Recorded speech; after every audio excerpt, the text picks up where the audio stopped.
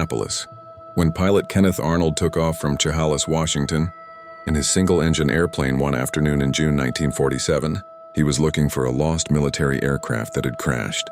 But what he found was something completely different, something that would set off a cultural obsession in the U.S. that persists today. While flying around Mount Rainier, Arnold reportedly encountered 9 curious, wingless objects speeding through the sky at 200 mph, faster than any plane at the time could. Arnold spent years afterward trying to describe what he had seen, reportedly using a term that has been ingrained in the American lexicon ever since: flying saucer.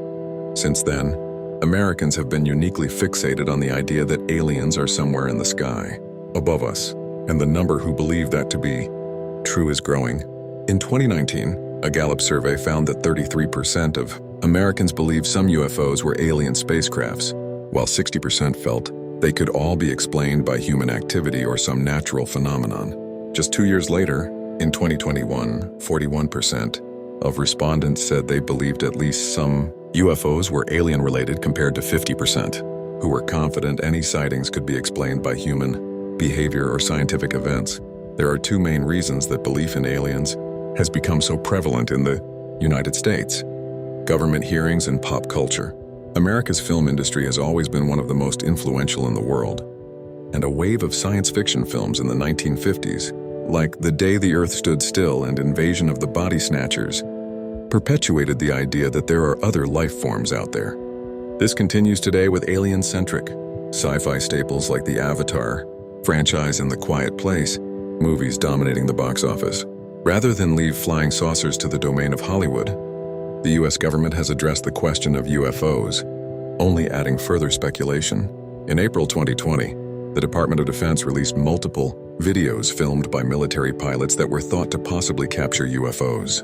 In July 2023, an Air Force veteran came forward to the House of Representatives claiming that the U.S. military has been keeping important information on non-human sightings secret since the 1930s. One lawmaker who's taken a keen interest in UFO sightings is U.S. Rep. Andre Carson of Indiana's 7th Congressional District. In June 2022, the House Intelligence Subcommittee on National Intelligence Enterprise, chaired by Carson, held a hearing on unidentified aerial phenomena.